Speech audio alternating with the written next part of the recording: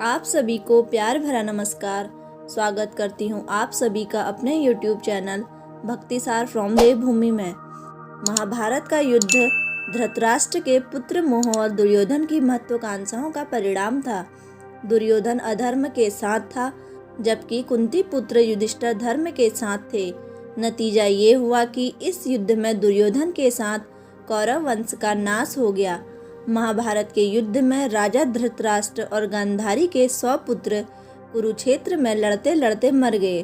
दोस्तों, आज की वीडियो में हम आपको बताएंगे कि गांधारी ने भगवान श्री कृष्ण को श्राप क्यों दिया।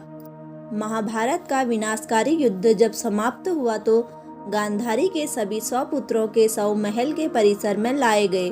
जब महल के परिसर में 100 पुत्रों को एक पंक्ति में सफेद वस्त्र में लिपटा देखा तो गांधारी को भारी दुख हुआ है। वे वहीं विलाप करने लगी। इसी बीच वहां पर श्री कृष्ण आ गए।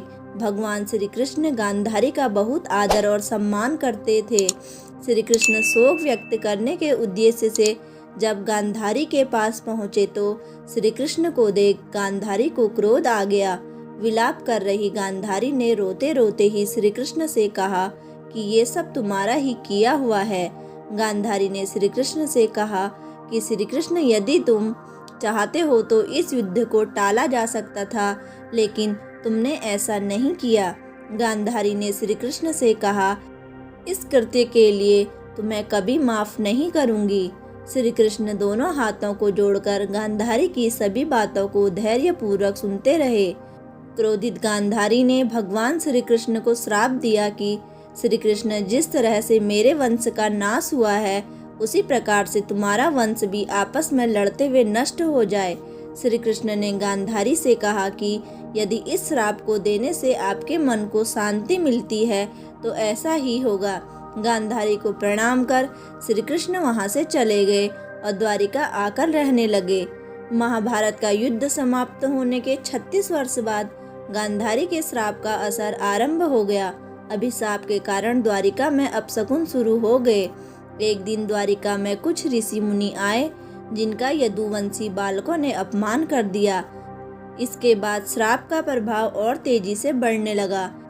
एक दिन सभी ने एक ऐसा पेय पदार्थ पी लिया जिससे वे आपस में एक दूसरे को मारने लगे। इस घटना में भगवान श्री कृष्ण और कुछ अन्य लोग ही जीवित बच सके। एक अन्य कथा के अनुसार एक ग्रह युद्ध में सभी यादव प्रमुखों की मृत्यु हो गई। इसके बाद भगवान श्री कृष्ण ने द्वारिका छोड़ दी।